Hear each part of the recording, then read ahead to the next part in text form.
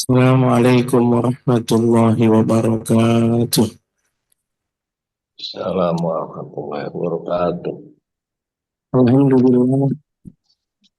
Wassalatu wassalamu ala Rasulillah Sayyidina Muhammadin.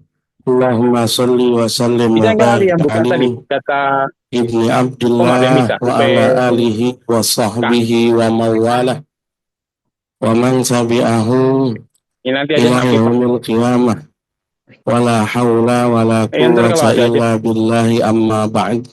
Tutup.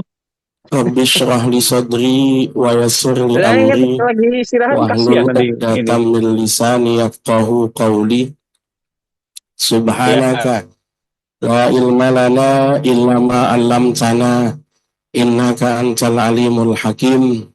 Allahumma inna na'udzubika min ilmin la yanfa' wa min qalbin la yakhsha wa min amalin la yurba wa min du'ain la yustajabu lah. Hadirin jamaah kajian Kamis siang Masjid Sari Asih yang mudah-mudahan dirahmati oleh Allah Subhanahu wa taala. Amin.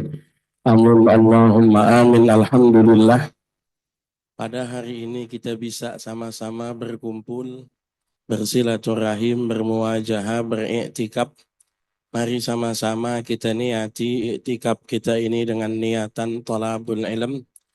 Kita lanjutkan bahasan taklim kita. Bismillahirrahmanirrahim. Qala al-musannifu rahimahullahu ta'ala wa nafa'ana bi'ulumihi bid-daraini amin radhiyallahu ankum. Faslun wal wadi'atu amanatun. Faslun ini suatu pasal, wal wadi'atu wadi'ah. Titipan itu amanatun amanah. Wa yustahabbu disunnahkan qabuluha menerima wadi'ah liman qama bil amanati fiha bagi orang yang mampu melaksanakan amanah itu. Wala yadmanu dan ia tidak mengganti rugi illa bit ta'addi kecuali sebab kesembronoannya. Wa qaulul muda'i makbulun fi raddi'a alal mudi'i.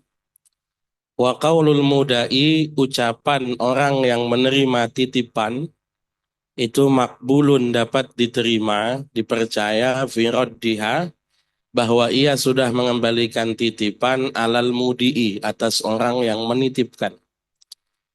Wa alaihi ayyahfadha fi hirzi misliha. Wa alaihi orang yang dititipi ayyahfadha harus menjaga titipan fi hirzi misliha dalam tempat penyimpanan sewajarnya. Wa idza tuliba biha jika ia diminta mengembalikan falam yukhrijha ma'al qudrati 'alaiha ia tidak mengeluarkannya padahal dia mampu hatta talifat sampai barangnya rusak domina maka dia harus mengganti rugi.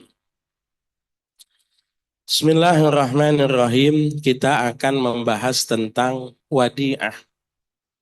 Wadi'ah itu dalam bahasa Arab itu kita artikan titipan. Titipan atau tinggalan. Sebab wada itu artinya kan pamit. Artinya pemilik dengan barangnya tidak berada di tempat yang sama. Ada macam-macam kita make barang orang lain, ada. Atau ada macam-macam barang orang lain ada pada kita. Satu, misalnya akad sewa menyewa. Barang-barang orang lain kita pakai, tapi dengan biaya. Akadnya sewa menyewa, akadnya ijarah. Ada barang orang lain ada pada kita karena kita pinjam. Bedanya pinjam sama sewa ya, pinjam cuma-cuma. Kalau sewa itu bayar. Kalau pinjam gratis. Makanya kalau buka penyewaan jarang orang yang mau, giliran minjem banyak yang minjem. Nah gratis. Ada barang orang lain ada pada kita karena kita yang nemu. Pemiliknya nggak ketahuan, sudah diumumkan sampai lama dan tidak ada yang mengaku bisa kita pakai. bahkan bisa kita miliki. Ada barang orang lain, ada pada kita karena orangnya nitipin sama kita. Saya mau liburan ini, mau mudik. Berapa lama? Seminggu. Motor saya titip ya sama kamu. Titip. Bedanya pinjem dengan nitip itu, kalau minjem, yang punya kepentingan bukan pemilik barangnya. Motor orang ada di rumah kita minjem, kita yang punya kepentingan, bukan pemilik barang. Tapi kalau titipan itu ada pada kita karena kepentingan pemilik barang. Saya titip. Yang namanya titipan itu bukan milik kita, bukan. Titipan itu ya milik ownernya, punya pemiliknya. Jangan orang nitip sama kita main aku-aku. Jangan. Nah nanti apakah kalau kita ketitipan, kita bisa ngutip bayaran apa enggak? Orang nitip sama kita, nitip ada dua hal nanti. Apakah kalau orang nitipin sama kita, kita boleh make? Ini yang pertama. Atau yang kedua, apakah kalau ada orang nitip sama kita, apakah kita boleh minta bayaran? Satu, kalau ada orang nitip sama kita, akadnya cuma titip, tidak ada izin pakai, maka tidak boleh memakai, tidak boleh. Ini hati-hati ibu-ibu yang megang duit arisan. Hati-hati. Ya kan? Berarti megang duit arisan atau megang duit tabungan. Statusnya apa itu? Statusnya. Kira-kira kalau titipan boleh make apa enggak gitu. Nah, hati-hati itu ya. Saya nggak jawab, yang jawab ibu-ibu ya. Saya nggak jawab itu. Jadi ada dua pendapat. Ada dua pendapat. Pendapat yang muktamad, pendapat yang dalilnya kuat, bahwa titipan itu tidak kemudian izin memakai. Tidak. Titipan itu adalah permintaan menjaga. Gitu. Ini tolong dijaga, jangan sampai rusak. Kan gitu, tolong dijaga. Kalau di rumah saya emang rumahnya sempit, rumahnya juga mau saya tinggal, khawatir ada maling, ada yang bobol. Kalau di rumah ente kan bisa kelihatan sama ente, saya mohon maaf, nitip motor dulu. Mau ditinggal mudik ini selama seminggu. Nah kita boleh make apa enggak? Nitip itu akadnya adalah meminta ya, untuk dijagain. Bukan minta untuk dipakai, minta untuk dijagain. Minta untuk dijagain. Yang repot kadang-kadang itu dipakai. Ada pendapat yang kedua, bahwa titipan itu yang penting ketika dikembalikan pada pemiliknya. Atau ketika diminta sama pemiliknya, itu barangnya utuh. Ya nggak apa-apa sih dipakai. Yang penting waktu pemiliknya datang, barangnya masih utuh.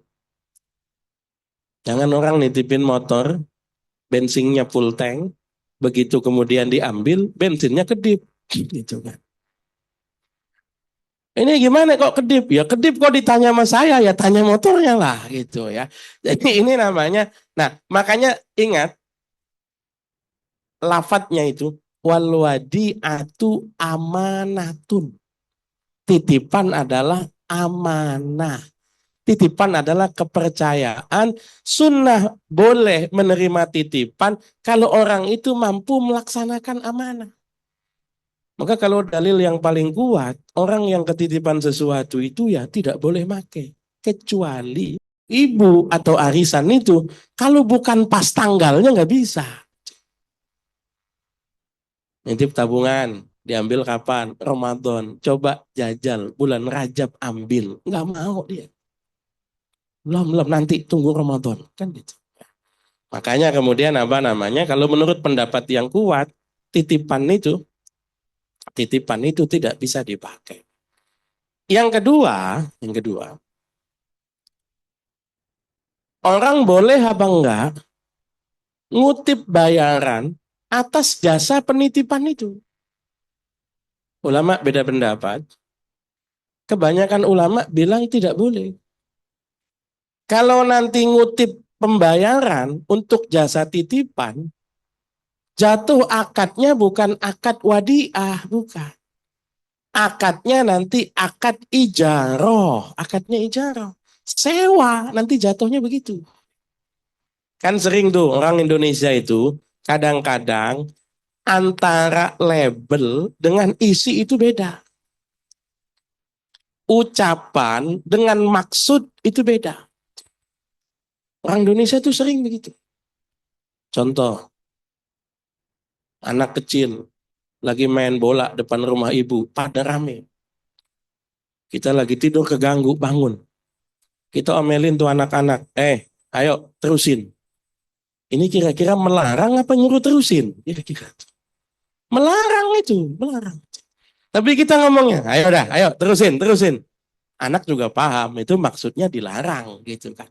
Jadi kadang-kadang ucapannya apa, maksudnya apa.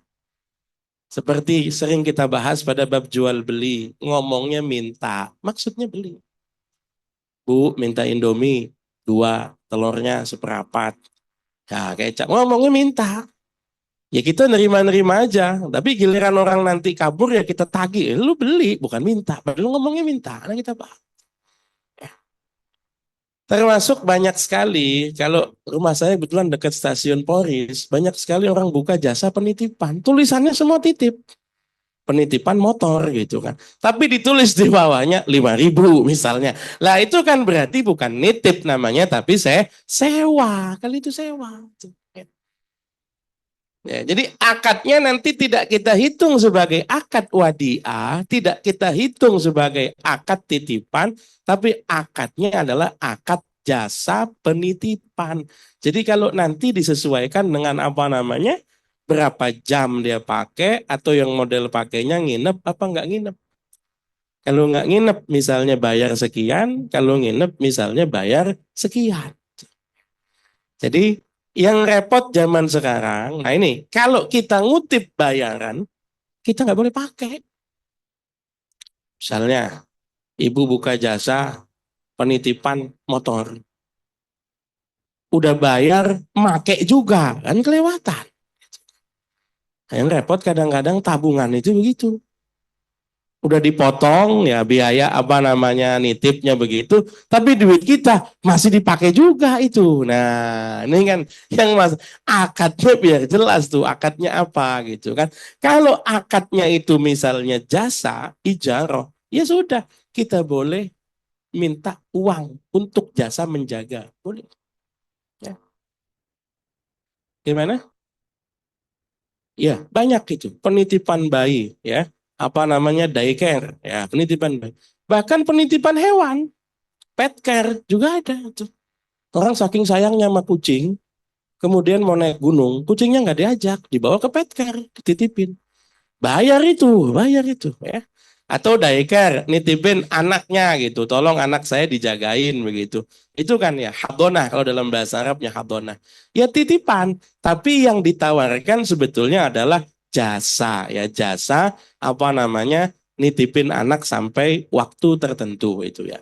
Itu kalau kemudian kita kenakan biaya, nanti akad masuknya bukan akad wadiah, tapi akad masuknya adalah akad ijar. Kalau ketitipan, karena sifatnya amanah, maka harus disimpan di tempat penyimpanan sewajarnya. Misalnya, orang nitipin motor sama kita. Kalau motor kita berada di tempat yang aman, motor dia juga harus berada di tempat yang aman, sama. Orang nitipkan sama kita, ya patokannya harus dijaga di tempat penyimpanannya. Kalau disuruh mengembalikan, ya kembalikan. Kalau sampai sudah diminta, lalu kemudian tidak kita kembalikan, misalnya rusak atau hilang, ganti. Ada orang nitipin motor sama kita. Saya mau mudik dulu ya, titip motor bisa nggak tempat ente? Bisa. Udah. Lalu kemudian orangnya datang dari kampung, ini oleh-oleh buat ente. Saya mau ambil motor sekarang, bisa apa enggak? Ah, motornya tadi lagi dipakai tuh sama anak saya. Oh ya, enggak apa-apa. Ini udah diminta kan? Tiba-tiba anaknya pulang, motornya kemalingan di malam itu. Itu ganti kalau itu. Kenapa ganti? Karena sudah diminta. Kalau itu nanti statusnya sudah bukan titipan lagi, statusnya sudah pinjaman. Kalau awalnya kan yang butuh itu yang punya barang, nitipin. Saya titip motor saya. Tapi karena dipakai, ya udah nggak apa-apa, pakai dulu. Ketika sudah dipakai ini, statusnya berubah. Sudah bukan titipan lagi, statusnya pinjaman. Kita minjem barang orang rusak atau minjem barang orang hilang, ya ganti patokannya. Ya. Oke, sebelum saya lanjutkan pada bab selanjutnya, kalau ada yang mau ditanyakan silakan.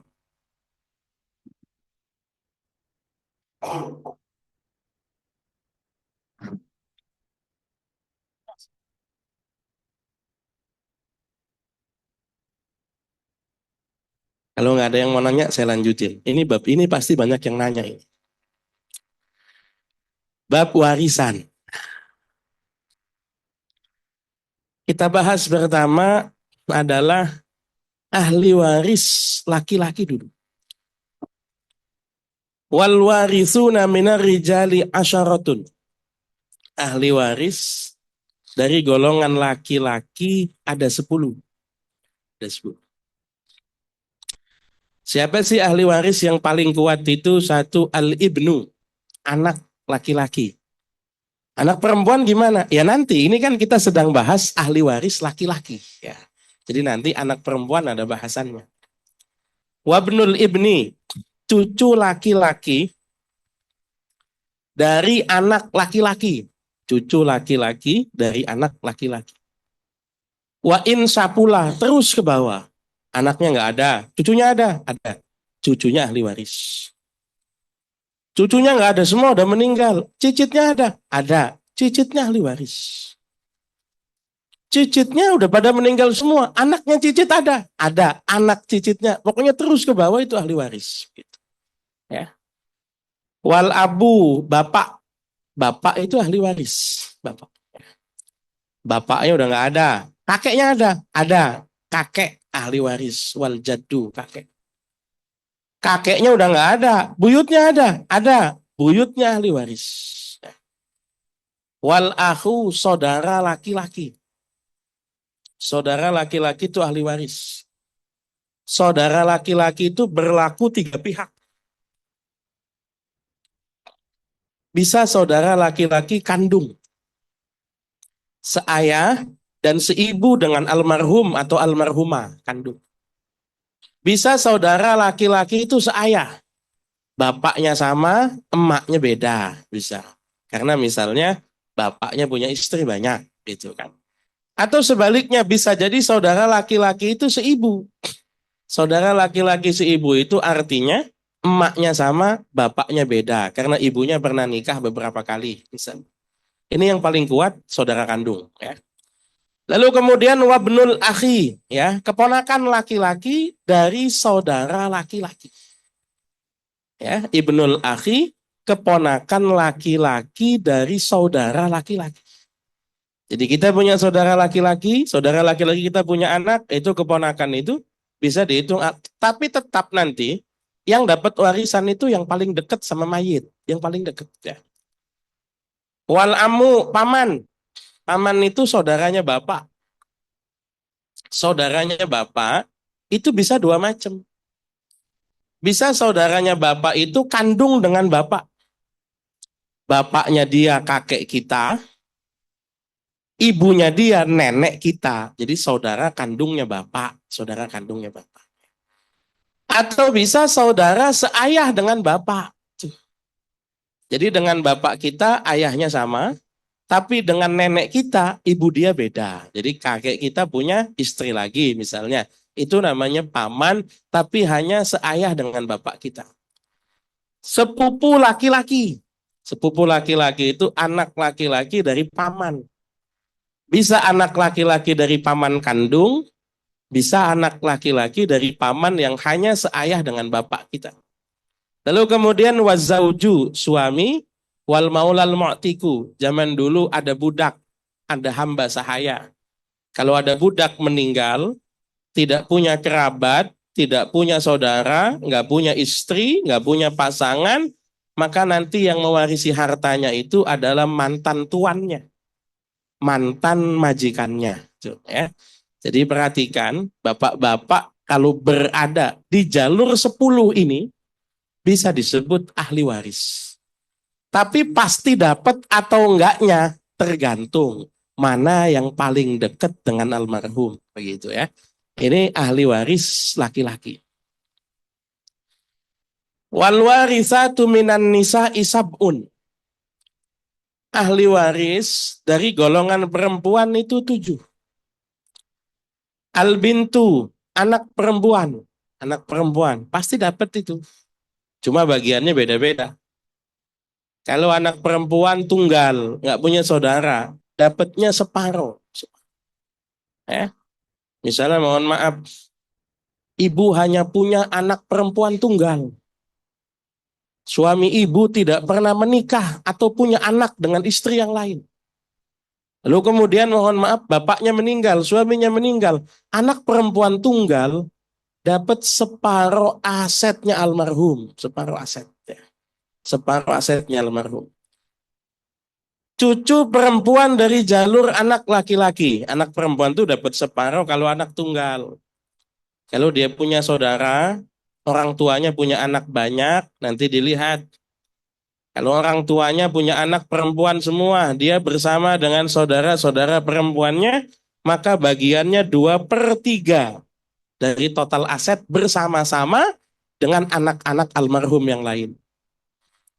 Kalau nanti ada anak laki-laki, maka bagian anak laki-laki 2 kali lipat bagiannya anak perempuan. Anak perempuan, ada juga ahli waris itu bintul ibni, cucu perempuan dari jalur anak laki-laki. Ibu punya cucu dari anak laki-laki ibu, maka cucu perempuan itu ahli waris. Cucu saya perempuan, tapi dari anak perempuan saya. Maka dia mewarisi dari ayah ibunya dan dari besan ibu. Karena nasabnya nanti bukan kepada ibu. Kalau cucu dari anak perempuan, nasabnya ke besan ibu, nasabnya. Bukan kepada apa namanya ibu dan suami ibu, bukan. Ya. Lalu kemudian wal umu, ibu itu ahli waris, pasti dapat ibu itu. Kalau anaknya yang meninggal nggak punya anak, maka ibu bisa dapat sampai 1/3. Tapi kalau anaknya yang almarhum punya anak atau kemudian punya saudara, maka kemudian ibu bisa dapat 1/6. Paling sedikit ibu itu bagiannya 1/6, paling sedikit. Jadi ada anak yang meninggal, itu paling sedikit dapat bagian 1/6. Paling banyak dapat bagian 1/3, itu ibu. Wal jaddatu nenek, nenek juga ahli waris sama, nenek itu ahli waris sama. Tapi nenek baru dapat kalau ibunya nggak ada. Kalau masih ada ibu, nenek nggak dapat tuh. Jadi kalau ada cucunya yang meninggal, belum tentu ibu sebagai nenek dapat, belum tentu. Karena dia masih punya ibu. Tuh. Jangan sumpahin juga ibunya meninggal, ya jangan gitu ya. Ya patokannya nenek baru dapat kalau ibunya nggak ada. Kalau masih ada ibu, nenek nggak dapat, gitu aja ya. Saudari, saudari. Saudari maksudnya saudara perempuan. Saudara perempuan juga sama kayak saudara laki-laki tadi. Bisa saudari perempuan kandung. Nah, dia dengan almarhum atau dengan almarhumah hubungan persaudaraannya kandung. Satu ayah dan ibu bisa. Atau bisa jadi hubungan persaudaraannya hanya seayah. Bapaknya sama, emaknya beda. Karena ayahnya punya istri beberapa. Bisa. Atau bisa jadi saudari seibu. Ibunya sama, bapaknya berbeda. Karena ibunya pernah menikah beberapa kali. Cerai atau misalnya suami lama meninggal. Itu disebutnya saudari semua. Bisa kandung, bisa seayah, bisa seibu. Yang paling kuat tentu saudari kandung ya, saudari kandung dari yang meninggal gitu kan. Wazaujatu istri, istri pasti dapat, pasti. Nggak ada ceritanya istri nggak dapat. Yang jelas hubungannya masih istri, bukan mantan istri, bukan. Kalau sudah cerai, ya nggak dapat dari mantannya karena statusnya sudah cerai begitu kan. Tapi kalau kemudian apa namanya masih istrinya, masih dapat. Ya. Artinya ketika suaminya meninggal, tidak sedang terjadi perceraian, itu dapat itu. Ya. Istri bagiannya berapa? Ya lihat suaminya almarhum. Suaminya almarhum misalnya nggak punya anak, istri dapat seperempat. Seperempat. Suaminya almarhum punya anak, istri dapat seperdelapan. Suaminya poligami, bagiannya dibagi bareng-bareng. Suaminya nggak punya anak, istrinya dua, ya seperempat bagi dua. Suaminya punya anak, istrinya empat, ya seperdelapan bagi empat, gitu aja. Udah punya anak, jatah seperdelapan, masih dibagi empat juga. Ya itu resiko jadi istri kalau itu ya. Kemudian yang ketujuh itu wal maulatul mu'tiqatu, majikan wanita yang memerdekakan hamba saya. Ini zaman dulu saya ceritakan, ada budak misalnya yang sudah dimerdekakan, kemudian budak ini punya usaha, kaya raya meninggal, nggak ada saudara, nggak ada keluarga, nggak ada pasangan, nggak ada anak, nggak ada kerabat. Yang mewarisi siapa? Yang mewarisi adalah mantan majikannya atau mantan tuannya. Ya. Sebelum saya lanjutkan, kalau ada yang mau ditanyakan silakan.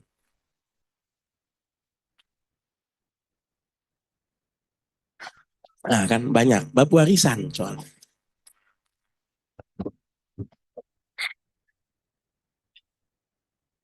Bismillahirrahmanirrahim. Assalamualaikum warahmatullahi wabarakatuh. Waalaikumsalam warahmatullahi wabarakatuh. Bapak Ustadz, bab warisan ini banyak yang masih awam, belum tahu cara pembagiannya, dan banyak yang mendapat warisan dari suami itu nggak kemana-mana. Akhirnya cuma satu keluarga ke anaknya aja gitu. Orang tua nggak dapet, mertua nggak dapet, adik dari suami pun nggak dapet. Itu banyak kan yang seperti itu. Nah, pertanyaan saya, seberapa dosanya orang yang seperti itu, Pak Ustadz? Terima kasih. Assalamualaikum warahmatullahi wabarakatuh. Assalamualaikum warahmatullahi wabarakatuh. Ya kalau mertua memang nggak dapat. Orang tua dari suami yang Orang tua dari suami, baik ya. Jadi kan ini ada 17 orang yang menjadi ahli waris. Ini nggak mungkin 17-17-nya dapat, nggak mungkin. Warisan itu hanya diberikan kepada orang terdekat dari almarhum atau almarhumah. Maka tadi sudah saya jelaskan, kakek baru dapat kalau bapak tidak ada. Nenek baru dapat kalau ibu tidak ada. Cucu laki-laki baru dapat kalau nggak ada anak laki-laki. Kalau ada anak laki-laki, cucu laki-laki, otomatis perempuan juga nggak dapat. Kalau almarhum punya anak laki-laki, maka cucu laki-laki ataupun cucu nggak ada yang dapat, karena itu mah cucu, ini mah anak. Jadi kalau ditanya siapa yang pasti dapat, yang pasti dapat itu hanya 3. Satu anak, kalau anak pasti dapat. Mau anak laki, mau anak perempuan, pasti dapat. Mau anak istri pertama, anak istri kedua, anak istri keempat, pasti dapat karena bin atau bintinya sama. Nggak bisa, lu mah anak bini keempat, gue mah anak bini. Nggak ada itu ya. Karena bin atau bintinya, selagi memang pernikahannya memang dapat dibuktikan secara syar'i, secara syariat, kemudian anak itu bernasab kepada bapaknya, bapaknya meninggal, maka dia dapat warisan. Kecuali kalau yang meninggal ibunya. Ibunya meninggal, yang dapat warisan ya anak dari ibunya. Anak dari istri yang lain yang nggak bisa minta, kan bukan anaknya, bukan. Kalau yang meninggal suaminya, maka mau anak dari istri berapapun dapat. Jadi pertama yang pasti dapat anak, pasti dapat. Kedua, yang pasti dapat itu orang tua, pasti dapat. Ibu, bapak pasti dapat. Ya. Bagian ibu tadi sudah saya sebut. Antara 1/3 dan 1/6. Gitu saja. Anggap bagian paling kecilnya 1/6. Begitu saja. Ya.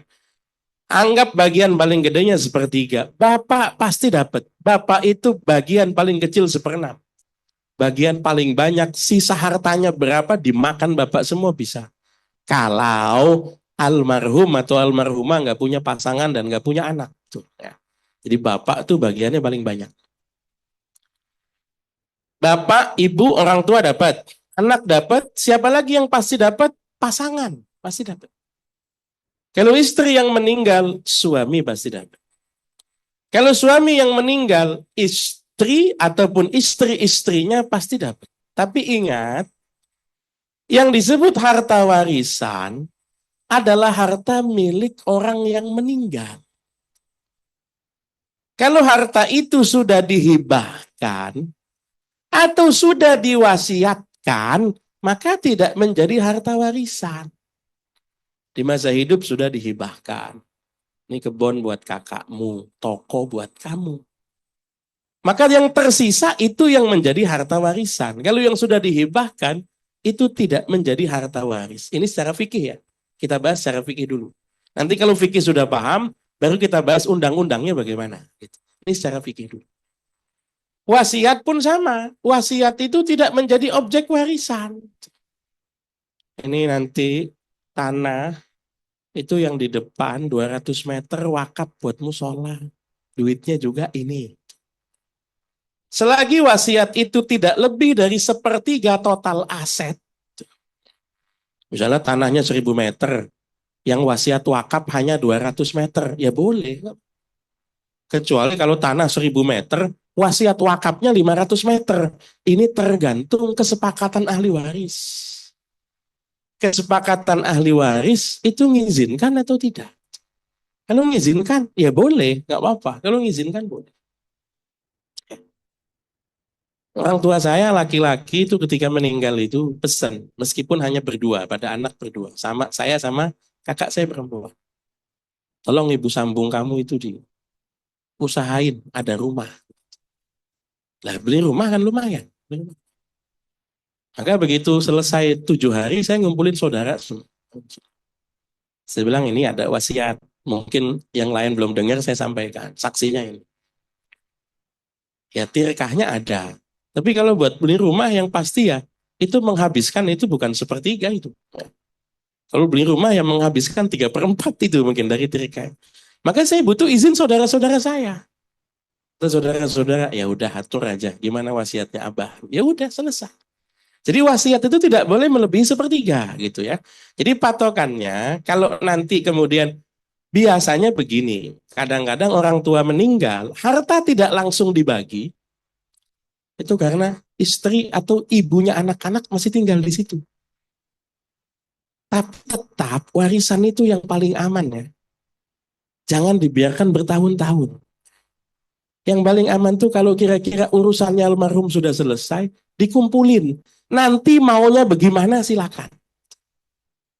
Saya itu paling lambat itu 40 hari kalau saya. Kalau kemarin orang tua meninggal, itu 7 hari. Sudah kita bahas 7 hari. Jadi orang tua meninggal, saya pikir saudara-saudara udah paham semua, ini ada wasiat. Kita bahas 7 hari. Waktu almarhumah ibu meninggal, 40 hari sudah kita bahas. Sudah kita bahas. Ini bukan berarti kemudian materialistis atau apa. Tapi karena memang secara agama begitu.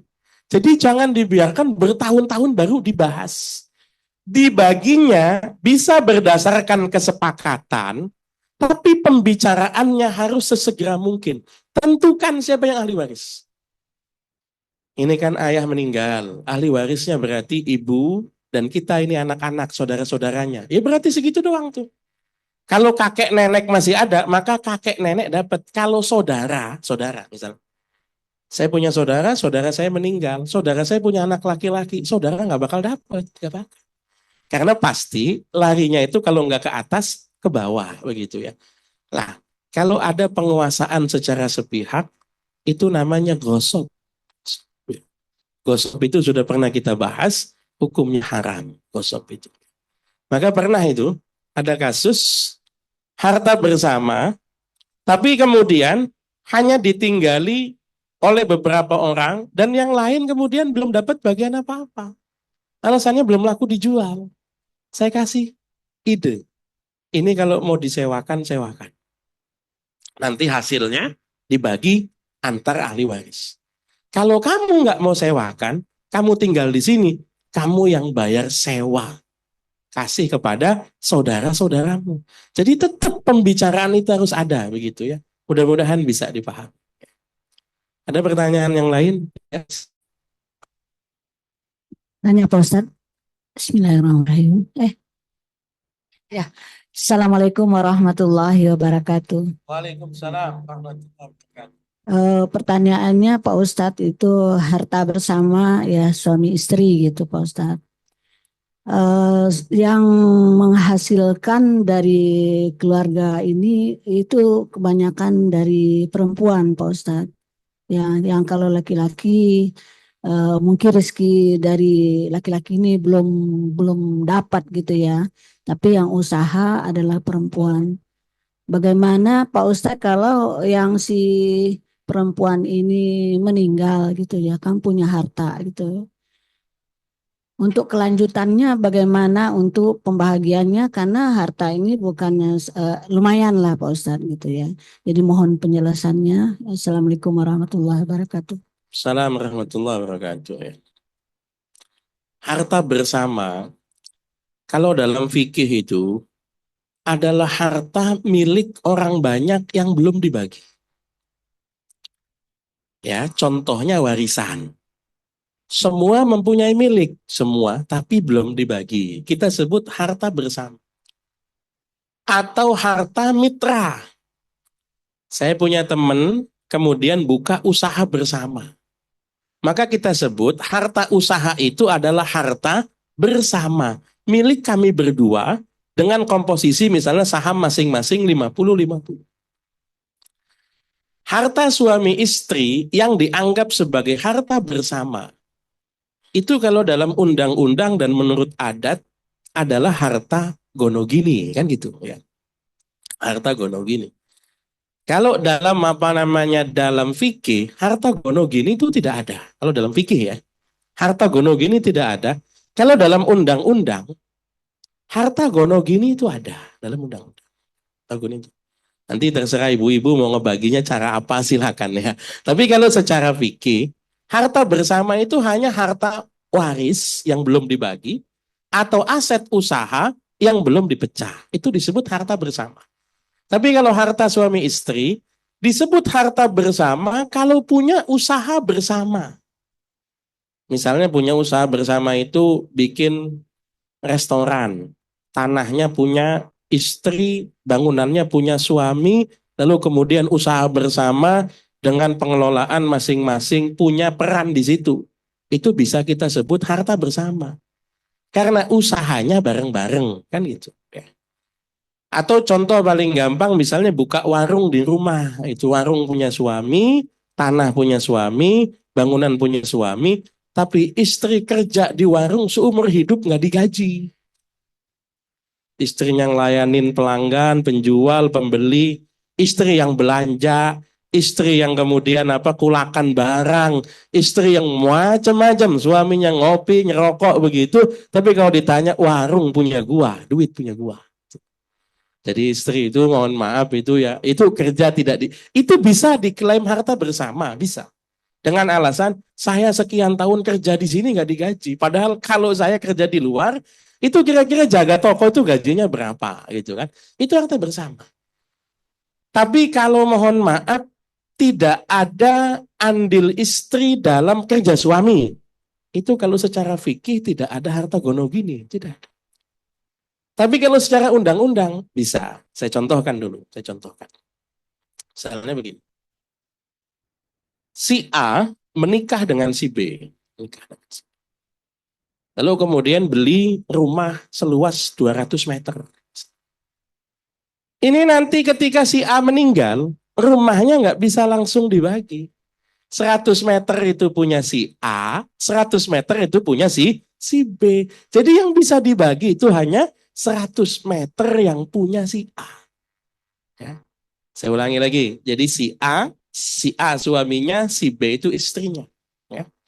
Kalau si A suaminya meninggal, ini kalau menurut undang-undang, kalau si A suaminya meninggal, maka si B itu kemudian punya hak itu bukan 1/8. Kalau 1/8 dari 200 meter, itu kecil sekali. Cuma 25 meter, berarti gitu. Ya kan? Luasnya 200 meter, dia dapat 1/8. 1/8 berarti cuma 25 meter. Ngitungnya kalau undang-undang nggak begitu ngitungnya. Ngitungnya itu, ya rumahnya belah dua dulu, 100 meter punya suami, gono gini istri. Kemudian istri dapatnya 112,5 meter. Banyak banget itu.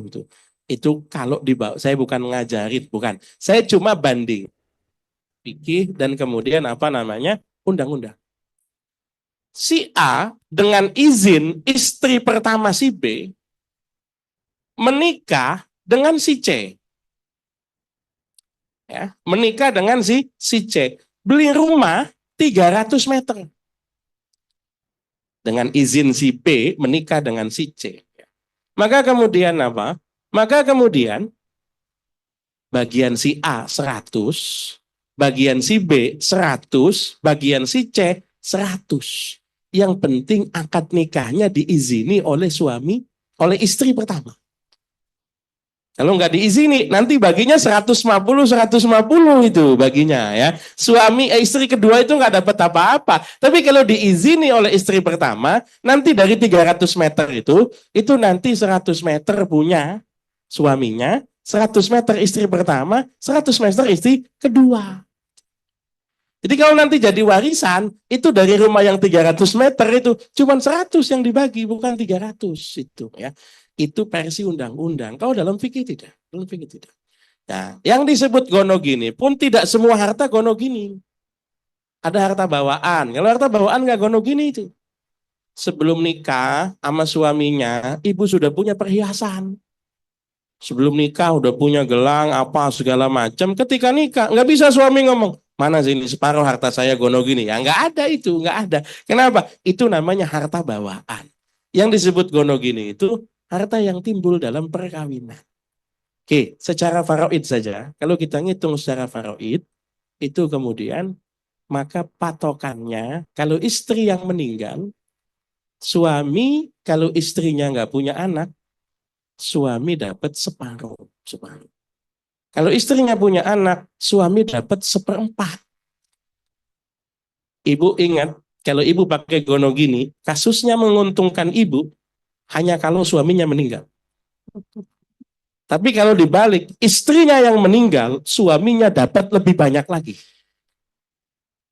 Saya contohin ya, 200 meter. 200 meter itu, ibu kan dapat separuh, kemudian dapat 1/8.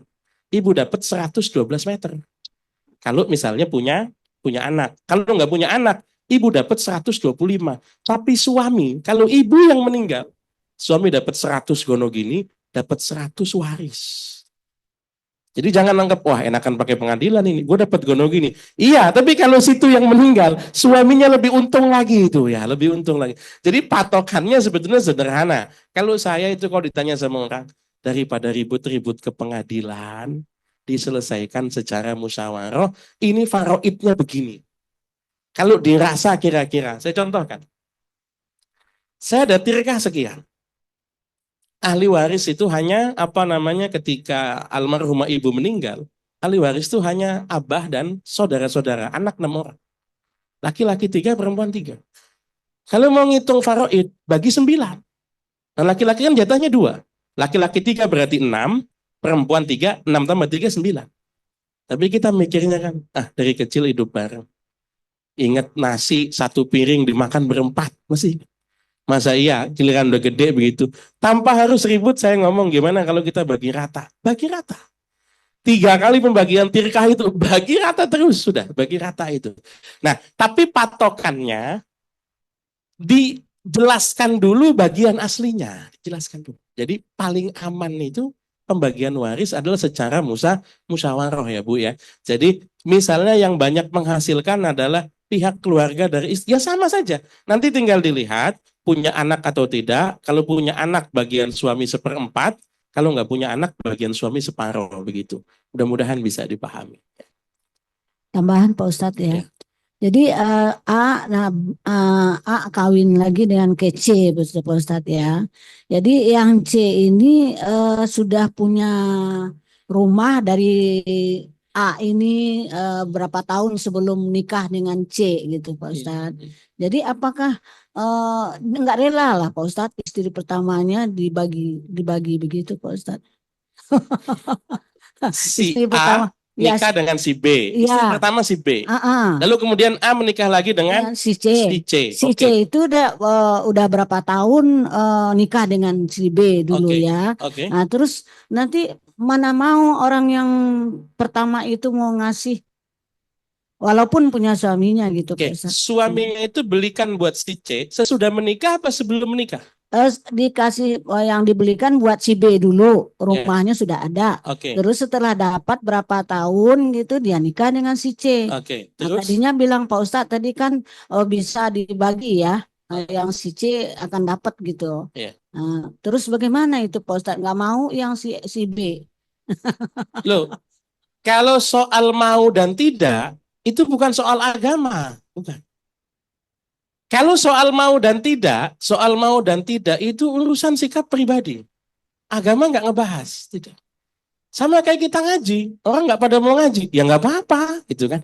Tapi ngaji itu kan tolabul ilm. Orang nggak pada mau sholat, ya nggak kita pikirin, tapi sholat tetap wajib, gitu. Jadi patokannya sederhana.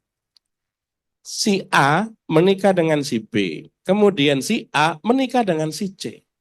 Si B dapat rumah, si C kemudian ngontrak, gitu. Pertanyaan pertama, apakah bisa dibuktikan secara agama? Apakah bisa dibuktikan secara agama? Kalau kemudian si C ini istrinya, saksinya banyak, videonya ada, berarti bisa dibuktikan. Maka kita ngitungnya derajatnya sama, sama-sama istri. Loh tapi kan ini nikahnya sama saya, ini beli rumahnya pas giliran nikah sama saya. Makanya kalau nggak pengen diwaris, cepet-cepet balik nama. Gitu.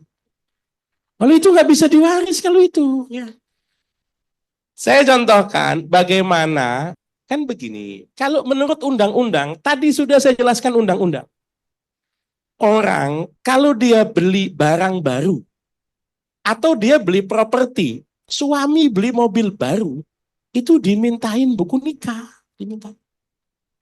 Suami ambil kredit KPR atau kemudian beli properti, suami misalnya beli apartemen, itu istri harus tahu, kan gitu.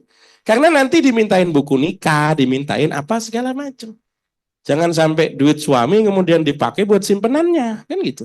Makanya karena istrinya tahu kan dari awal kan, loh, ini kok beli lagi nih, buat apa nih, kan gitu kan. Saya nggak mau tahu ini hak saya setengah. Misalnya nanti dalam sertifikat disebut dua-duanya, silakan. Itu sifatnya kan musyawarah dengan suami. Tapi kalau harta milik suaminya, misalnya begini, ibu tinggal ngontrak, istri pertama. Istri kedua tinggal ngontrak, suami meninggal. Udah, nggak ada warisan. Tiba-tiba dapat berita dari kampung, suaminya itu dapat warisan dari orang tuanya kebun durian 5 hektar. Gitu. Ini kan nggak bisa kemudian jatah gua dong istri pertama enak. Nggak bisa karena hartanya milik suami. Makanya kalau bisa dibuktikan secara sah bahwa dia istrinya, maka dia punya hak dalam harta suami itu, begitu ya. Soal mau atau tidak mau itu sudah bukan lagi urusan agama, itu sikap pribadi kalau itu ya. Mudah-mudahan bisa dipahami. Ya, Assalamualaikum Ustadz. Assalamualaikum warahmatullahi wabarakatuh. Dr. Maruzaman dari Medan, Ustadz, maaf nggak ikut pengajian langsung. Oke, baik Pak Haji ya. Kalau ada bersaudara, laki-lakinya meninggal duluan dari orang tuanya, dan anaknya itu semua perempuan. Kemudian meninggallah orang tuanya. Pembagian ini atas secara syar'i masih dapat nggak itu anaknya? Oke ya. Jadi kalau Terima kasih, Ustadz. meninggal lebih dulu dari orang tua, anak yang meninggal ini punya keluarga juga, anak-anak yang Perempuan semua anaknya. perempuan semua. Oke. Lalu kemudian kakeknya meninggal, kan gitu ya, kakeknya yang Ya. meninggal. Ya. Apakah cucu ini merupakan ahli waris? Kalau cucu merupakan ahli waris, anaknya yang meninggal laki-laki atau perempuan? Anaknya laki-laki tapi meninggal duluan dari orang tuanya. Itu kita sebut cucu perempuan dari jalur anak laki-laki. Ya. Dalam slide itu nomor 2 itu ya. Cucu Ya. dari jalur anak laki-laki, bintinya masih menuju pada kakeknya yang meninggal. Cucu itu binti bapaknya, kakek. Binti kakaknya. Ya. Jadi masih ahli waris. Tapi kalau pertanyaannya, apakah cucunya dapat atau tidak? Itu tergantung apakah anak-anaknya almarhum atau saudara-saudara bapaknya, apakah dia masih punya paman dan bibi? Punya. Nah, kalau dia punya, ada anaknya almarhum yang laki-laki, saudara laki-laki dari bapaknya, maka anak ini nggak dapat. Karena jalurnya cucu. Sementara kalau paman-pamannya adalah anak. Itu ya. Tapi kalau hanya ada anak perempuan satu, misalnya cuma ada bibinya satu, itu masih dapat. Kalau bibinya 2, sudah nggak dapat dia. Nah, pertanyaannya, bisa nggak dia minta jatah bapaknya? Bisa kan begitu? Ya. Jatah bapak saya mana?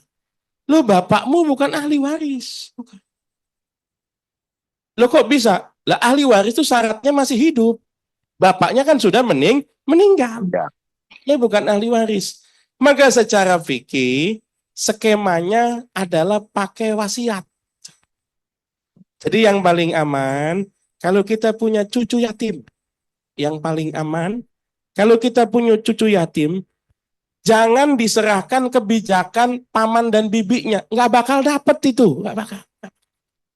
Yang paling aman itu, apakah di masa hidup diberikan hibah, apakah di masa hidup diberikan hibah, ataukah kita kasih wasiat. Kadang-kadang dikasih hibah itu, ini buat cucu yatim saya hibahin misalnya deposito uang 100 juta. Berarti tiba-tiba kakeknya belum meninggal, duitnya udah habis gitu kan. Maka bisa kita kasih wasiat, kita kasih wasiat. Kalau wasiat itu, nanti kalau saya meninggal, cucu saya yang anak-anaknya almarhum itu, tolong dibagi uang sekian. Wasiat itu tidak boleh lebih 1/3, masih bisa. Pertanyaannya, bagaimana kalau selama hidup lupa? Nggak sempat bikin wasiat, Nggak menghibahkan, Ya. apakah dapat? Kalau mau ke pengadilan dapat. Kalau secara fikih nggak dapat. Tapi kalau mau ke pengadilan dapat, nanti namanya ahli waris pengganti. Bawa ke pengadilan agama, nanti namanya ahli waris pengganti. Ahli waris pengganti itu dapat. Jadi seolah-olah dia gantiin bapaknya yang almarhum. Seolah-olah. Gitu.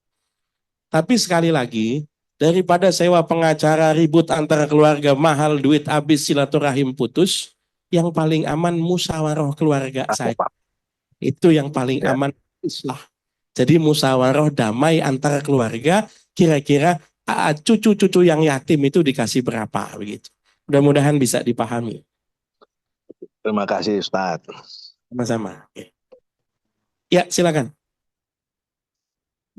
Assalamualaikum warahmatullahi wabarakatuh. Pak Ustadz, ada yang saya mau tanyakan tentang warisan yang tadi Pak Ustadz bilang, kalau laki-laki itu mendapat warisan lebih besar, sedangkan waktu dia meninggal ini, bapak ini meninggal, kita nggak tahu, kita masih kecil gitu Pak Ustadz. Dia bawa istri, ternyata dia itu udah punya anak. Nah, yang anaknya ini merasa gue itu anak bapak. Anak bapak ini, jadi kita sebagai anak perempuan ini, anak yang dari ibu, sebenarnya kan yang istri pertama itu ibu saya, tapi ternyata dia punya nikah, kita nggak tahu dari keluarga besar saya itu nggak tahu kalau dia itu udah nikah lagi, janda beranak 4 apa ya, tahu dia udah punya anak, udah ada bujang Pak Ustadz, udah kuliah, tiba-tiba dia bawa udah kuliah itu, dikenalin lah sama adik-adiknya, nih abang kamu ya, ini abang kamu. Nah ketika orang tua udah nggak ada, udah wafat, Nah, udah gitu justru yang orang laki ini ngerasa gua anak bapak. Tapi kita nggak tahu itu kalau keluarga besar dari kami itu dia tuh nggak kita nggak ada atau itu nikah atau tidak kita nggak tahu karena dia janda Pak Ustadz. Itu gimana tuh menurut Pak Ustadz? Ya, ini kan jadi masalah keluarga keluar semua ini. Karena babnya warisan. Makanya tadi bab titipan nggak ada yang nanya kata saya ini. Bab warisan nanya semua ini. Oke, sederhananya begini. Ya. Patokannya adalah kalau bisa dibuktikan secara syar'i. Kalau bisa dibuktikan secara syar'i bahwa pernikahan itu ada, anak itu adalah anaknya ayah kita, berarti dia ahli waris. Tinggal ditanya, itu anak sambung apa anak kandung? Gitu saja. Bisa misalnya mohon maaf dibuktikan misalnya dengan dokumen. Orang itu kadang-kadang nikah siri, tapi tetap pakai dokumen. Tetap. Saya punya teman itu, Masya Allah. Ya istri resminya 1, tapi posnya 3. Begitu. Posnya 3. Posnya 3 itu. Itu saya tanya itu. Ente nggak ketahuan? Ya kan saya tiap malam pengajian katanya. Udah. Saya tiap malam pengajian. Ini yang repot ini kata saya itu. Saya bilang, nanti kasihan istri kedua sama ketiga kamu. Oh tidak Ustaz. Dia ngajarin saya. Bukan ngajarin untuk poligami, bukan. Ngajarin tekniknya. Tuh. Jadi orang itu zaman sekarang, meskipun kawin siri, nanti bikin pernyataan. Kalau nikah resmi kan ada suratnya, ada buku nikahnya, ada barcode-nya, ada. Bisa dicek dalam SIMKA, website Kementerian Agama, itu bisa. Ya. Tapi itu pengantin-pengantin baru ya. Kalau ibu jangan coba-coba scan barcode, datanya udah nggak ada itu. Itu yang menikah di tahun-tahun 2020 ke sini, datanya ada semua itu ya. Cukup scan barcode ketahuan. Kalau yang udah begini-begini ya nggak ada, udah datanya zaman penjajah mungkin gitu ya. Oke, nah orang sekarang itu, kalaupun dia kawin siri, itu nanti dia bikin surat pernyataan bahwa pada hari ini tanggal sekian bla bla bla telah menikah Fulan binti Fulan, Fulana binti Fulan dengan ini dengan saksi bla bla bla, mas kawin bla bla bla, tanda tangan di atas materai, kemudian foto disaksikan sama tokoh. Tinggal kita lihat saja umur Anda berapa, umurnya 20. Kemudian surat pernyataan kawin sirinya ternyata baru 18 tahun yang lalu. Ya berarti bukan anak kandung, bukan. Berarti dia anak sambung, gitu saja. Tapi kalau kemudian suratnya 20 tahun yang lalu kemudian anak ini akte kelahirannya 18 tahun yang lalu, masih masuk akal, masih masuk akal. Apalagi misalnya ciri-ciri fisik bapaknya ada di situ. Wah ini alisnya alis bapak memang gitu kan. Ini hidungnya hidung bapak memang begitu kan. Termasuk kebiasaan kalau masih nggak percaya tes DNA, gitu aja selesai. Kamu kalau emang mau buktikan kamu apa namanya benar-benar anak bapak saya, ya sudah tinggal nanti dengan kita yang anak istri pertama dengan dia anak istri kedua dicocokin aja DNA-nya kan bisa. Ternyata terbukti ada kesamaan, ya berarti ahli waris gitu saja. Kalau sudah ahli waris, penyelesaiannya tadi musyawarah gitu saja. Kan gini nih, sering. Terutama yang perempuan. Giliran orang tua sakit, yang rawat yang perempuan. Wah, Allah perempuan tuh udah punya istri, sudah punya laki di rumah, punya anak, ditinggal buat ngerawat orang tua. Sampai nginep-nginep di rumah sakit, nyebokin, ganti pampers. Laki-laki mana tahan? Giliran meninggal, laki-laki minta bagian double, gitu kan. Lo di rumah sakit ngopi-ngopi mulu lo, gitu kan. Tapi minta bagi, itu masalahnya bukan soal ngopi-ngopi yang ini gantiin pampers, bukan. Masalahnya adalah aturan Al-Qur'annya begitu. Kalau pengen disepakati bagi rata, monggo, tapi dengan kerelaan bersama, silakan. Kalau kira-kira rela, musyawarah bagi bersama, bagi rata, ya silakan. Tapi tahu porsinya dulu. Jadi sederhana, asal bisa dibuktikan secara syar'i, pernikahannya ada, dan nasabnya juga sah, begitu ya. Mudah-mudahan bisa dipahami. Tapi maaf Pak Ustadz, justru karena dia nggak bisa membuktikan itu Pak Ustadz. Nggak punya bukti sama sekali. Waktu nikah pun tidak ada.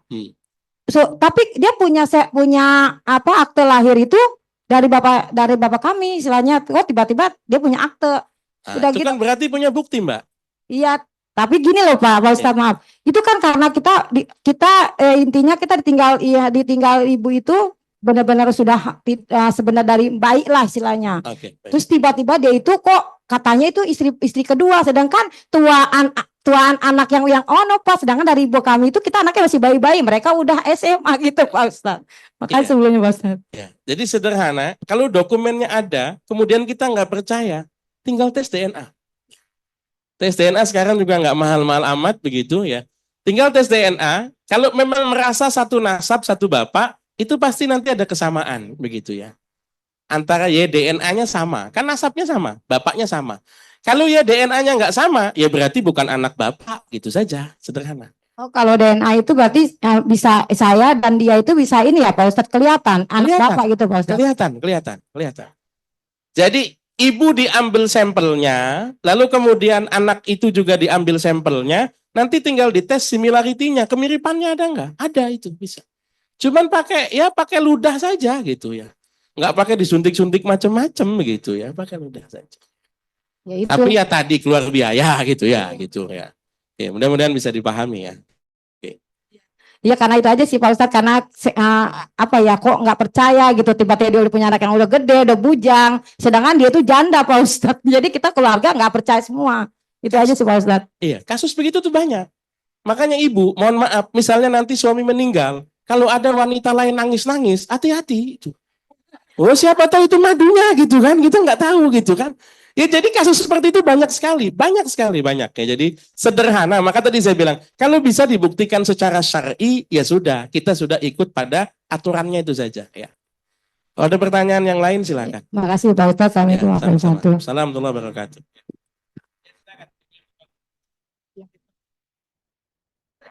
Assalamualaikum warahmatullahi wabarakatuh. Ya, silakan.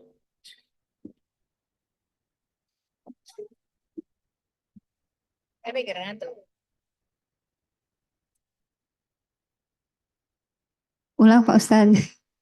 Assalamualaikum warahmatullahi wabarakatuh. Waalaikumsalam warahmatullahi wabarakatuh. Izin bertanya Pak Ustadz, ini tentang adik saya pribadi. Ceritanya beliau itu kan dari mertuanya itu menjual rumah. Jadi rumah itu kalau nggak salah dibagi dua sama adiknya yang sudah meninggal. Berhubung adiknya sudah meninggal, jadi dibagi dua sama orang tuanya, dibagi dua gitu. Nah, realitanya Pak Ustadz, sesudah rumah itu dijual, kalau tidak salah dulu nominalnya 800 juta. Jadi orang tuanya itu tidak adil Pak Ustadz. Jadi membagi ke adik saya itu cuma 325, itu aja sudah berbentuk rumah. Beliau yang membelinya, orang tua dari adik, dan separuhnya itu sama mertua dibagi-bagi sama yang lain, malah lebih dari hitungannya Pak Ustadz ya. Ya, pertanyaan saya begini Pak Ustadz, itu kan sudah dibagikan atas nama adik ya Pak Ustadz ya. Nah, jadi sekarang ini sering jadi bahan debatan Pak Ustadz. Sedangkan anak-anaknya yang lain yang dari mertuanya adik saya itu semuanya sudah dikasih lebih dari nominal adik saya. Nah Pak Ustadz, itu menurut hukumnya bagaimana ya Pak Ustadz? Syukron Pak Ustadz. Assalamualaikum warahmatullahi wabarakatuh. Assalamualaikum warahmatullahi wabarakatuh. Saya agak kurang paham nih Bu ya. Jadi adik ibu tuh dapat warisan dari orang tua apa dari mertua? Dari mertua. Kok bisa? Dapat... Jadi apa hibah ya? Oh, hibah. Jadi hibah bukan warisan. Iya, bukan warisan. Oh, hibah. Kalau hibah itu suka-suka yang ngasih. Kalau hibah itu tidak ada bagian pasti berapa, tidak ada. Namanya orang tua, kebutuhan anak beda-beda. Misalnya nih ya. Kakak saya mau haji, lalu kemudian akhirnya diongkosin sama orang tua naik haji, diongkosin. Ya nggak apa-apa, orang duit orang tua, itu kan hibah. Saya sudah pernah haji, saya nggak dikasih uang haji sama orang tua, tapi kemudian orang tua ngasih, ini buat kamu umroh aja, ya nggak apa-apa. Kalau hibah itu suka-sukanya yang ngasih, meskipun anjurannya adil. Contohnya kayak ibu ngasih hadiah ulang tahun buat anak. Itu kan hibah. Tentu anak yang sudah kuliah dengan anak yang masih TK beda. Anak sudah kuliah mungkin dikasih hibahnya sepeda motor misalnya. Tapi anak yang masih TK paling cuma ya tas apa mainan begitu aja. Loh, bukan nggak adil tapi sesuai dengan kebutuhan. Jadi makanya tadi kalau mertua ngasih kepada menantu itu sifatnya kan hibah. Bahasa kita mah dibagi juga udah cakep begitu ya. Karena bukan ahli waris ya, bukan ahli waris, bukan hibah. Tapi memang sebaiknya hibah itu adil begitu. Jadi kalau hibah tidak bisa kita pertanyakan, tidak bisa. Karena memang tidak ada bagian porsi hibah itu tidak ada. Sama seperti misalnya besok hari Sabtu, ibu-ibu kondangan. Kondangan ke sini ngasih 200. Tapi kondangan ke sini cuma 50. Itu nggak bisa kemudian dua-duanya ketemu curhat, kemudian klaim sama ibu. Bu, ibu kok pilih kasih ke dia kok 200, saya kok 50. Ya enggak, kan duit-duit saya, ya suka-suka saya begitu ya. Mudah-mudahan bisa dipahami ya.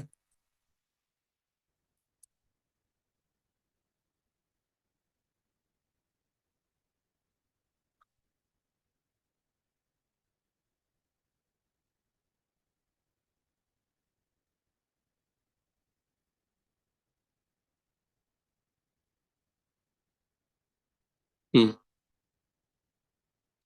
Ya.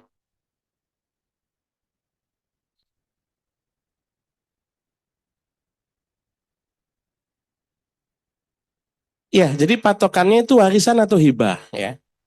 Kalau itu misalnya jatuhnya hibah, itu suka-sukanya yang ngasih. Suka-suka yang ngasih. Apalagi kalau baru cuma janji. Ini tanah kalau laku kamu saya umrohin. Laku nggak umroh itu? Enggak umroh. Kan baru janji sebetulnya. Hibah itu menjadi sah kalau kabul. Misalnya gini, tenang. Pokoknya kalau kamu nanti nikah, saya kasih hadiah apa namanya motor. Nikahnya udah, nggak dikasih motor, ya nggak bisa nagih. Karena tidak ada ikatan apapun, tidak ada. Yang bisa orang nagih itu kalau hutang, itu bisa nagih, jelas. Warisan, dia punya hak, ada bagiannya jelas. Tapi kalau janji untuk hibah, itu bahkan kita nggak bisa nagih.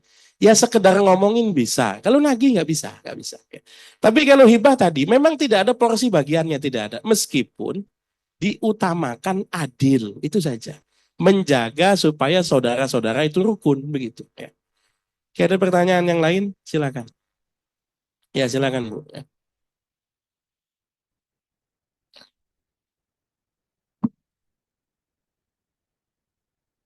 Iya di belakang, nggak di belakang.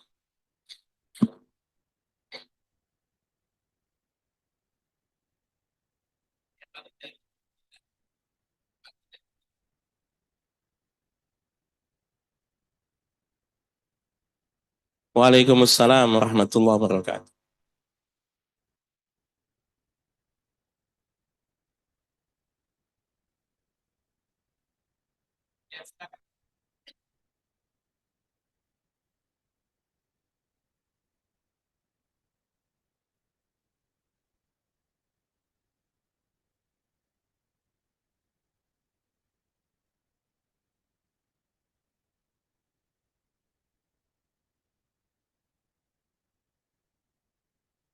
Bisa diulang Bu. Jadi ahli warisnya siapa aja? Waktu ayahnya meninggal, waktu suaminya meninggal, ahli waris itu siapa saja? Cuman satu, istri dan anak. Oke, sudah anak. Oke. Ya. Lalu kemudian? Seandainya ibunya nanti meninggal, Ya. itu apakah boleh nanti harta yang ada itu diperuntukkan untuk almarhum suami, anak yang udah meninggal. Terus yang hidup kan juga ada satu gitu. Apa itu dibolehkan Pak Ustadz? Dapat warisan nggak nanti? Orang gitu meninggal nggak dapat warisan? Atau diperuntukkan aja gitu? Misalnya gimana? Misalnya gimana? Apa sebentuk hadiah lah gitu, apa wakaf gitu, apa diperuntukkan? Oke, boleh nggak baik. Pak Ustadz? Patokannya kan gini, orang yang meninggal Makasih. itu tidak punya kemauan. Nggak ada. Mm-mm. Ya kan? Namanya udah Iya. mati kan? Kalau ya. Iya bukan warisan bentuknya Pak Ustadz, bukan warisan yang Betul, almarhum betul. gitu Ya, ya. saya paham. Iya, makasih. Jadi kan begini, orang yang sudah meninggal tidak punya kemauan, tidak punya. Iya. wakaf itu larinya dari orang yang punya kemauan. Saya punya harta, saya pengen mewakafkan ini. Ya. Saya punya harta, saya pengen sedekahkan ini. Orang kalau sudah meninggal, itu kan sudah tidak bisa kita tanya kemauannya apa. Kalau pertanyaannya, apakah harus menyediakan porsi untuk yang sudah meninggal? Ya, Tidak. betul. Tidak. Tapi Oke. pertanyaannya, kalau kita pengen memberikan porsi untuk orang yang meninggal, boleh, nggak apa-apa. Misalnya harta punya ayah, ayah meninggal karena masih ada ibu, harta nggak dibagi. Ibu meninggal juga, total harta milik kita, begitu kan? Ini mohon maaf, anaknya perempuan apa laki-laki? Laki-laki. Oh, kalau anaknya laki-laki, total aset menjadi milik anak. Soalnya begini, kalau anaknya itu perempuan, maka ketika ayahnya meninggal, itu enggak jadi total milik dia. Ayahnya punya saudara apa enggak? Ayahnya punya ponakan apa enggak? Itu kalau kasus anaknya perempuan. Tapi kalau kasus anaknya laki-laki, ketika ayahnya meninggal, ahli waris cuma dia, anak tunggal laki-laki dan ibu. Ketika ibu meninggal, mutlak menjadi milik anak laki-laki. Apakah dia harus bersedekah atau berwakaf atas nama ayah ibunya almarhum? Tidak harus. Tidak harus. Tapi kalau dia mau sedekah, bagian dari bakti dia kepada kedua orang tua, itu yang lebih baik. Gitu, ya. Makanya ibu, kalau tahu model anaknya pelit-pelit, bikin wasiat. Bikin. Wah ini kalau saya meninggal ini anak saya nggak ada yang sedekah ini. Bikin wasiat. Kalau saya meninggal, tolong harta 100 juta untuk masjid misalnya. Itu monggo harus dijalankan kalau wasiat itu ya. Bikin wasiat begitu ya. Mudah-mudahan bisa dipahami. Ya, sama-sama. Oke, sebelum saya lanjutkan. Oh, masih ada. Silakan.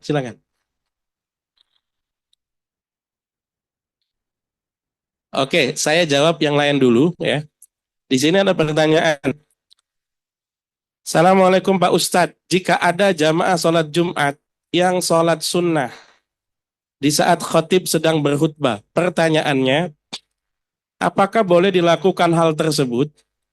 Dan apakah dari 4 madhab berbeda pendapat? Mohon penjelasannya dan mohon redaksi hadisnya. Terima kasih. Khutbah Jumat itu menjadi syarat pelaksanaan Jumat. Kalau tidak ada khutbah, itu nggak jadi Jumatan. Nggak ada.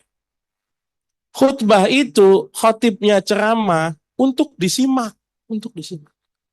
Meskipun zaman sekarang mohon maaf, khatibnya ya ceramah, jamaahnya tidur. Gitu.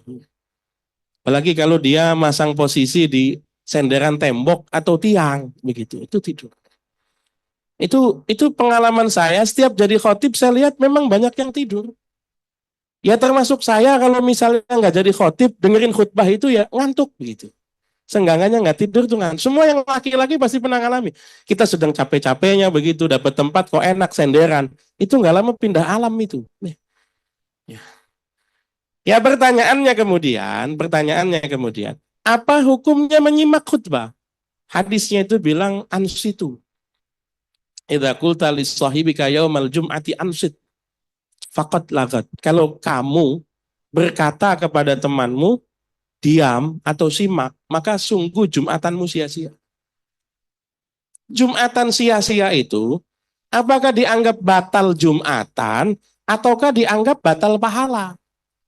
Kebanyakan ulama bilang yang batal itu pahala Jumatan. Kalau Jumatannya tetap sah. Dia nggak dapat pahalanya Jumatan, tapi Jumatannya tetap sah. Kan gitu. Nggak dapat pahala sholat. Nggak dapat pahala menyimak khutbah. Menyimak khutbah itu hukumnya wajib atau sunnah, ulama beda pendapat. Bahkan dalam madhab Syafi'i sendiri beda pendapat. Kalau kita ngaji takrib, wa yustahabbul insat. Disunnahkan menyimak khutbah, tidak wajib. Tapi ada ulama yang bilang wajib ya. Jadi itu intinya adalah pada hukum menyimak khutbah apakah sunnah ataukah wajib. Bolehkah di saat khatib sedang berkhutbah ada orang yang sholat sunnah? Boleh. Di masa Rasul khutbah itu ada orang yang sholat ya ada, boleh, nggak apa-apa.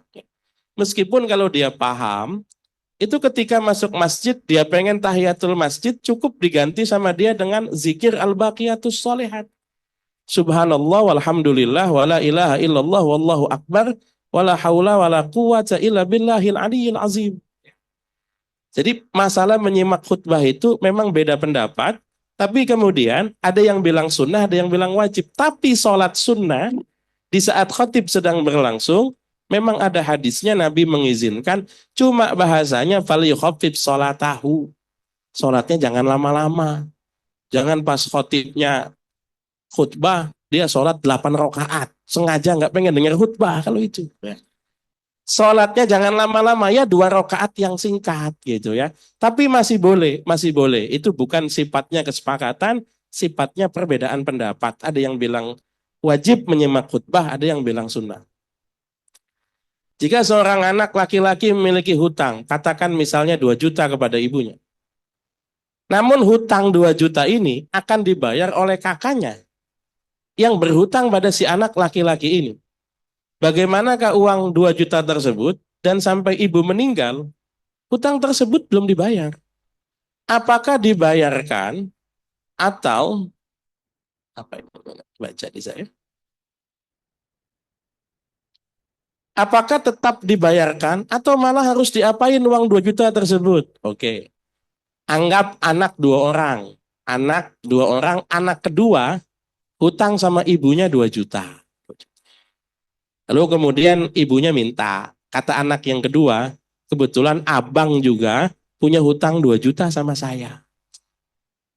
Nanti ibu bisa minta tagih sama abang. Oke. Lalu kemudian bagaimana? Ya statusnya berarti akadnya namanya hiwalah. Hiwalah itu apa? Hiwalah itu pengalihan hutang atau pelimpahan hutang. Mestinya saya yang bayar, saya misalnya anak kedua bayar sama ibu, tapi kebetulan abang saya juga punya hutang 2 juta, saya tagih susah, mendingan ibu yang nagih, dia bisa bayar gitu kan. Kan lunas kalau gitu kan. Saya punya hutang sama ibu, abang punya hutang sama saya, abang langsung bayar sama ibu, lunas. Sampai ibu meninggal, abangnya belum bayar. Sampai ibu meninggal, abang belum bayar. Maka patokannya, apakah sudah pernah ada kesepakatan antara si anak dan si ibu? Saya pernah ngomong sama ibu, Bu nanti tagih sama abang saja ya. Ya udah, deal, sepakat. Berarti saya dianggap sudah tidak punya hutang. Yang punya hutang adalah abang saya sebesar 2 juta. Udah dibayar apa belum? Sudah. Kalau sudah dibayar maka menjadi waris. Kalau sudah dibayar. Belum dibayar, sampai kemudian ibunya meninggal, ya harus dibayar. Harus dibayar. Karena nanti menjadi tirkah, harus dibayar. Anaknya berapa orang? Anaknya cuma 2, laki-laki 2, saya sama abang begitu misal. Ya sudah, abang cukup bayar hutangnya 1 juta jadi milik saya. Karena kalaupun dibayar pada ibu 2 juta, 1 juta milik saya, 1 juta milik abang saya. Tapi tetap harus dibayar. Ibu kan sudah meninggal, ahli warisnya masih ada begitu ya. Mudah-mudahan bisa dipahami. Ya, Ibu tadi yang mau nanya silakan. Assalamualaikum warahmatullahi wabarakatuh, Ustaz. Waalaikumsalam warahmatullahi Ya, wabarakatuh. izin bertanya. Kalau misalkan anak pungut ya, anak pungut itu anak pungutnya tunggal. Terus kedua orang tua pungut itu juga meninggal. Nah, itu bagaimana? Anak pungut tunggalnya mendapat warisan atau tidak, Ustaz? Demikian, terima kasih. Kalau waris secara fikih nggak dapat. Kalau waris secara fikih tidak dapat. Kenapa tidak dapat? Karena nanti ada di sini.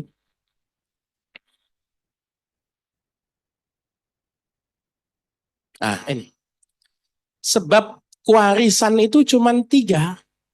Pernikahan, kekerabatan, dan wala. Wala itu hubungan mantan budak dan mantan wajikan. Tadi yang saya sebut itu ya. Jadi pasangan pernikahan ya bukan, kerabat keluarga ya bukan, wala ya bukan. Kecuali kalau anak angkatnya itu masih dihitung keponakan juga, berarti ahli waris tuh ya. Tapi kalau anak angkat itu anak orang lain, ya berarti bukan ahli waris. Berarti anak angkat nggak dapat apa-apa dong. Kalau dari warisan nggak dapat apa-apa. Tapi kalau ayah angkat atau ibu angkatnya mau ngasih bisa. Skemanya dua macam. Apakah dibagi di masa hidup, namanya hibah, ataukah bikin wasiat. Karena kadang-kadang begini ya, ada orang di masa hidupnya konflik sama saudara, konflik. Saudara-saudaranya nggak akur sama dia, musuhin dia nggak punya anak. Akhirnya kemudian dia adopsi anak. Yang ngurusin anaknya ini. Tapi kalau giliran orangnya udah meninggal, saudara yang nggak akur itu jadi akur semua. Tuh. Akur minta hartanya, maksudnya begitu ya. Jadi akur semua. Lah anak angkat yang ngurusin apa segala macam ini kemudian tidak dapat apa-apa begitu kan. Maka kalau secara fikih solusinya cuma dua. Apakah diberikan di masa hidup namanya hibah. Atau diberikan nanti sesudah meninggal tapi bikin wasiat. Kalau saya meninggal, harta saya bla bla. Supaya lebih kuat, wasiat itu dinotarisin. Begitu kan. Jadi kemudian kuat dibawa kemana-mana kuat. Kalau misalnya nih, meninggal kecelakaan. Nggak sempat ngasih hibah, nggak sempat ngasih wasiat, nggak sempat. Apakah ada jalan? Anak angkat ini dapat harta orang tuanya, kalau ke pengadilan dapat. Kalau ke pengadilan dapat dengan syarat adopsinya juga sidang pengadilan. Jadi adopsi itu tidak bisa adopsinya hanya sifatnya silaturahim ngambil anak orang, tidak. Adopsi itu dulu kan memasukkan anak dalam KK itu pakai sidang kan, ada sidangnya. Masukin anak dalam KK itu ada sidangnya. Maka juga sama, ngangkat anaknya dilakukan melalui proses persidangan gitu. Nanti kalau sudah diakui oleh persidangan, oleh negara begitu, maka ketika orang tua angkatnya meninggal, anak angkatnya dapat maksimal 1/3 maksimal. Atau sebaliknya, anak angkatnya yang meninggal, orang tua angkatnya juga dapat. Karena orang tua angkatnya yang ngurusin, yang didik, yang biayain maksimal 1/3. Tapi syaratnya adalah ketika proses adopsi itu dilakukan di hadapan pengadilan. Tapi kalau misalnya nggak pakai pengadilan, anak angkat baru bisa dapat kalau skemanya adalah hibah atau wasiat dari orang tua angkatnya begitu. Mudah-mudahan bisa dipahami. Masih ada pertanyaan yang lain? Oke, warisan tuh belum beranjak kemana-mana. Silakan ya. Ya silakan.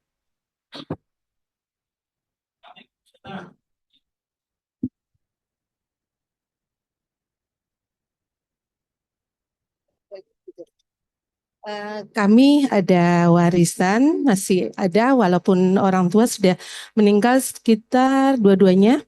Sudah sekitar yang satu sudah hampir 10 tahun, yang satu ayah sekitar 2021 kemarin.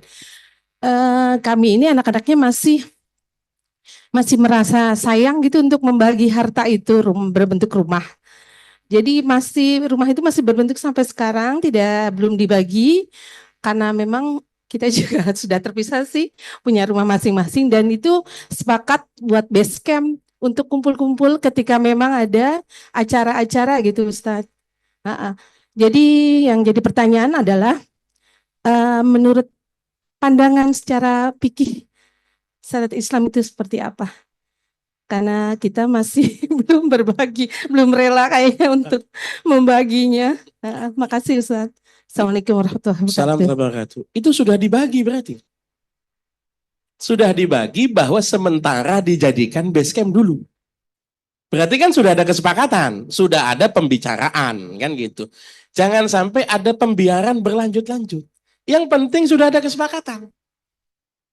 Saya contohkan, rumah orang tua saya itu lumayan besar, ada 600 meter begitu ya. Itu dari 600 itu mungkin 300 itu jatah pesantren. 200 itu dibikin buat bangunan pesantren. Kemudian yang 100 meter lagi itu sebagai orang kalau silaturahim itu ke rumah tua ya rumah pusakanya ya itu begitu.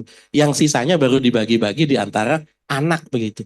Jadi kalau sudah ada omongan antar saudara, ini sementara kita jadiin base camp dulu. Kayaknya kalau dijual kok nggak enak, kalau apa nggak apa-apa. Atau misalnya ada yang tinggal di situ, ya udah kamu tinggali dulu nggak apa-apa. Itu sudah ada berarti sudah ada pembicaraan. Yang repot itu kalau ada pembiaran. ada yang tinggal di situ, sementara di tempat yang lain juga ada anak yatim yang kemudian yang ngarep juga tapi main diem-dieman gitu. Maka kasusnya yang paling penting sudah ada pembicaraan. Tidak harus dibagi secara fisik, tidak. Saya contohkan, saya punya kakek dari istri, jadi apa namanya kakek dari kakek istri. Kakek istri itu meninggal sudah lama, tapi asetnya belum dibagi. Karena asetnya berupa ruko, sebagian bangunan masih disewa sama Alpamidi begitu. Lo sayang-sayang kalau kemudian dibagi fisik, maka yang dibagi itu porsinya yang dibagi. Jadi setahun sekali itu kemudian apa namanya? Itu ketika kontrak itu berlangsung atau kalau Alpa itu saya lupa 4 tahun atau 5 tahun itu berlangsung, itu nanti asetnya dibagi sesuai faraid dibagi. Jadi kalau fisiknya belum dibagi, termasuk ada wasiatnya kakek dari istri itu, pokoknya per tahun satu orang didaftarin haji yang paling tua nasabnya. Anak udah selesai semua, cucu yang paling tua mana itu didaftarin. Dari uang itu, wasiatnya begitu. Jadi kalau fisik belum dibagi, ya nggak apa-apa. Memang tidak harus dibagi fisik, karena kadang-kadang kalau kemudian disekat-sekat malah nggak jadi duit gitu kan. Jadi kemudian ya disewakan tapi uangnya itu apa namanya porsinya yang dibagi begitu ya, omsetnya yang dibagi, nggak apa-apa. Karena kan sering sekali kan masyarakat kita bilangnya itu katanya orang tua kita menggantung gitu di sana kalau belum dibagi-bagi secara fisik seperti itu. Oh tidak, yang penting sudah ada kesepakatan, ridho bersama, patokannya di situ. Jadi kalau kita ridho bersama ya nggak apa-apa. Kalau tidak ada pembicaraan sama sekali itu yang dikhawatirkan begini. Orang tua meninggal, anak 3, belum sempat dibagi. Anak pertama udah meninggal. Sampai anak pertama meninggal, ini warisan belum dibagi juga. Anak kedua meninggal. Sampai kemudian anak ketiga meninggal. Sisa cucu-cucu belum dibagi. Apa nggak ribut ini? Keluarga besar kan gitu. Tapi kalau sudah ada pembicaraan semacam tadi, fisik memang tidak dibagi, tapi tiap tahun dapat begitu, kemudian dibagi-bagi kan lebih maslahat begitu. Nggak ada masalah. Jadi tidak harus dibagi fisik, itu nggak apa-apa. Begitu. Alhamdulillah Ustaz, sudah jelas. Terima kasih Ustaz. Ya, sama-sama. Ya. Ada pertanyaan yang lain silakan.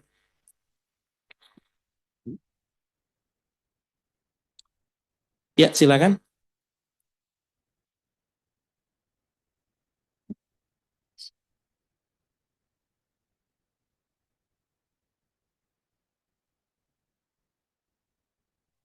Ya, assalamualaikum. Assalamualaikum warahmatullahi wabarakatuh. Waalaikumsalam warahmatullahi wabarakatuh. Pak Ustadz, saya punya kakak kandung. Dia itu janda sudah lama. Setelah janda itu dia PNS kan, beli rumah banyak. Terus punya anak laki-laki, sudah menikah. Tapi anak laki-lakinya ini nggak lama menyusul. Terus istrinya belum punya keturunan. Itu bagaimana dengan posisi rumah itu semua diserahkan ke mantunya atau masih bolehkah adik-adiknya minta dari hasil kakak kandungnya ini? Gitu Pak Ustadz. Oke, baik. Terima kasih. Wassalamualaikum warahmatullahi wabarakatuh. Ya. Jadi kan janda ini meninggal. Waris semuanya turun kepada anak laki-laki, ya kan? Anak laki-laki. Udah nggak punya suami kan, janda kan ya. Waris semua turun pada total. Waris total karena anaknya laki-laki. Waris total turun kepada anak laki-lakinya ini. Oke. Lalu kemudian apa namanya? Anak laki-lakinya meninggal juga. Punya istri, nggak punya anak kan? Istri bagiannya hanya 1/4. Yang 3/4 nanti akan kita cari ahli waris dari laki-laki ini. Ahli waris laki-laki ini berarti adalah, mohon maaf, karena ahli warisnya laki-laki, itu nanti yang lebih dapat itu justru keluarga dari pihak besan. Dari pihak suaminya si janda ini, gitu kan. Karena kan yang kita hitung sudah bukan hartanya si janda, bukan. Kita hitung sudah hartanya si anak. Anak ini binnya bukan kepada ibunya, anak ini binnya kepada bapaknya. Jadi kalau secara faraid, nanti yang dapat itu adalah keluarga dari pihak ayahnya. paman dari pihak ayah, sepupu dari pihak ayah, itu yang dapat ya. Tapi pertanyaannya, kalau misalnya keluarga dari pihak ayah tidak ada, keluarga pihak ayah tidak ada, adanya keluarga dari pihak ibunya, dari pihak, contohnya ibu sebagai adik kandungnya tadi, dari ibunya ini, itu bisa dapat kalau keluarga dari pihak laki-laki tidak ada. Tapi kalau keluarga pihak laki-laki ada, saya mau dapat juga bagaimana? Pengadilan kalau itu ya. Jadi kalau keluarga pihak laki-laki ada, tapi kemudian pihak perempuan mau pengen dapat juga dengan alasan sama-sama saudara, di pengadilan itu bisa. Lebih baik dimusyawarahkan saja begitu. Itu Pak Ustadz. Kalau mantunya ini dapat 1/4 itu rumahnya 2, berarti gimana itu Pak Ustadz? Rumahnya statusnya dijual, disewakan atau gimana? Rumahnya disewa. Kalau disewa, tinggal apakah mau dijual, apakah mau disekat, apakah hasil sewa, dia hanya dapat 1/4, gitu saja. Jadi kalau dijual, total penjualan dia dapat 1/4. Kalau mau disekat, dia dapat luas 1/4 dari total luas 2 rumah itu.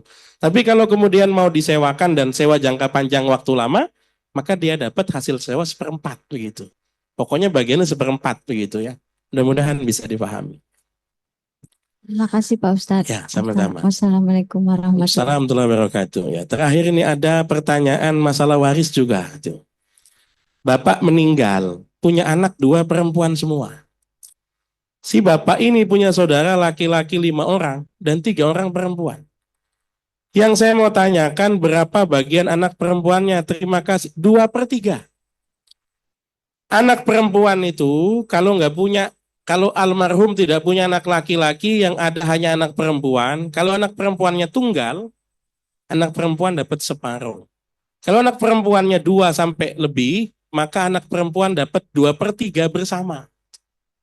Anggap misalnya hartanya 300 juta, maka 200 juta punya 2 anak ini, tinggal dibagi 100-100. 100 juta dibagi pada saudara laki-laki 5 orang dan 3 perempuan. Cara baginya bagaimana? Cara baginya bukan dihitung 8 orang. Cara baginya dihitung 13 orang. Karena laki-laki itu porsinya double. Laki-laki kan 5, berarti ngitungnya 10. Perempuannya 3, jadi tidak kita hitung 8, tapi kita hitung sisanya dibagi 13 orang. Ya paling dapat 8-9 juta begitu ya. Mudah-mudahan bisa dipahami ya. Karena pembahasan masih panjang dan kayaknya juga warisan ini masih panjang ini sampai menjelang Ramadan ini kayaknya masih warisan ini ya. Jadi kita cukupkan sampai sekian. Insya Allah kita ketemu lagi Kamis depan. Sama-sama kita tutup dengan doa kafaratul majlis. Subhanakallahumma wa bihamdik. Asyhadu an la ilaha illa anta astaghfiruka wa atubu ilaik. Hadanallah wa iyyakum ajma'in. Assalamualaikum warahmatullahi wabarakatuh.